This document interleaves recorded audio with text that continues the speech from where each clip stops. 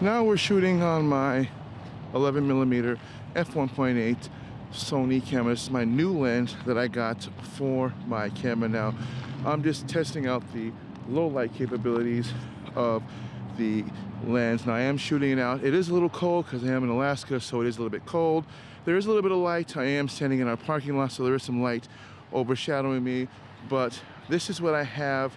This is what it looks like in low light. Now I believe I am shooting this in, I believe, S-Log, I believe is what I'm shooting this in, and I am using my Rode wireless mic for this, but this is what it looks like when you are shooting on the 11mm f1.8. Obviously, compared to the Sigma f2.8, or I'm sorry, the f1.4, this is much wider, so you get a lot more of a wide angle. Now, I will be doing another vlog if you want to see the Sigma versus the Sony when it comes to just straight vlogging. Now again, I'm not a lens expert.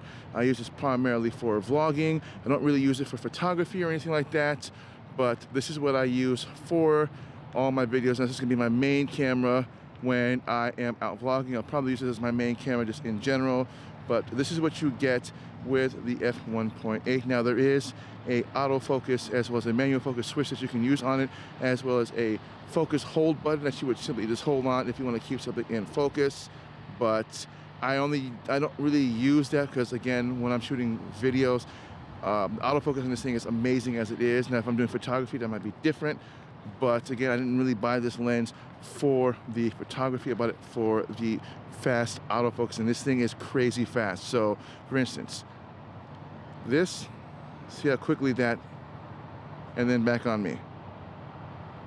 That's pretty fast. And I love that little bit of bokeh that you get in the background, so it gives you just enough separation when you're doing your videos. But this is what video is going to look like on an f1.8 Sony 11mm. This is one of 3 new lenses that they came out with. This is the least expensive. This is one I paid was $549.